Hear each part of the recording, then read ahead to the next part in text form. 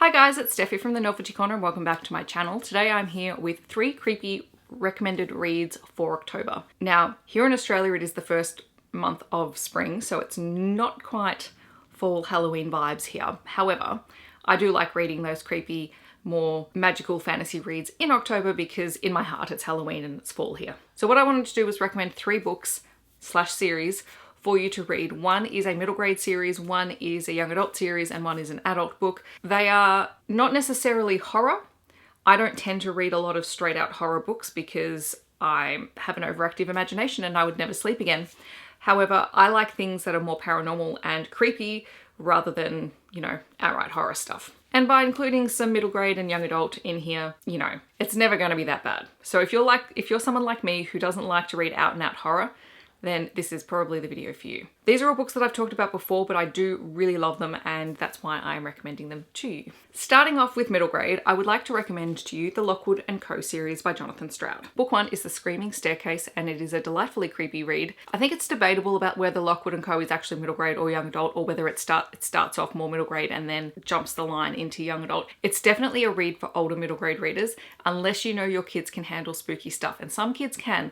That really depends on everyone's individual reading tastes. This is set in the United Kingdom, and in this world, about 50 years earlier, suddenly ghosts started reappearing and being able to cause havoc in the real world. The creepy thing about this is that only a certain group of people within the community can actually see the ghosts or sense them or hear them in order to fight them. If you are over the age of 18, you basically will not be able to tell whether there is a ghost around, but they can still cause you damage. However, if you're under 18, you may have the senses in order to detect them. And as such, in this world, adults have gotten together and recruited children in order to hunt ghosts. So there are these big organizations that hire all of these kids and send them out in ghost hunting parties to be able to dispel any of the ghosts in any of the forms that they take. Lockwood & Co, however, is the only ghost hunting organization that is completely owned, run, and filled with kids. And we don't really get their ages. They're probably around 12, sort of the 12 to 15 age mark. And Anthony Lockwood is the founder of the company. And he's got a bit of a mysterious past. He runs the company with George, and then eventually they hire Lucy. And Lucy is our protagonist and our narrator for the story, and because she's a newcomer, we get the insight that she has as a newcomer throughout the story as they go hunting for ghosts. And it is very, very creepy, and there are scenes that will make you shiver, but it is written so well and it is so fun that you'll want to binge read the entire series. And there's only 5 books, so it is something you can binge read. My young adult recommendation for you is the Ghost Town series by Michael Pryor. These are an Australian lovers YA paranormal series starting with gap year in Ghost Town. For those of you who aren't familiar, a gap year is the year that you take between finishing high school and starting university or college. So you sort of take a year to sort of figure out yourself or go traveling. This is the story of Anton Marin, who comes from a family of ghost hunters, but he's not entirely sure if he wants to go into the ghost hunting business. So he is convinced by his father to take a gap year after finishing high school to take on the family business of ghost hunting and to see if it's his thing. Anton and his family live in Melbourne, and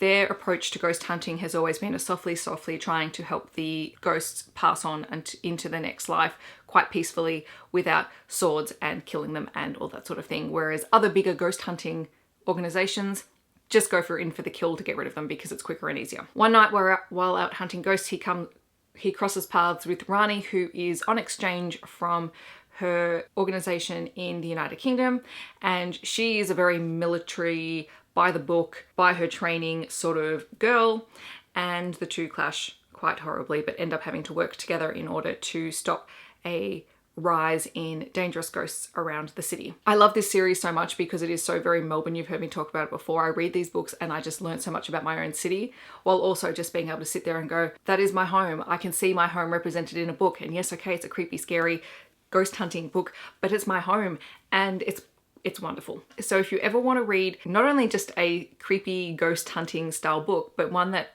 accurately depicts what it is like to live in Australia, particularly in Victoria / Melbourne, where I'm from, it is this series.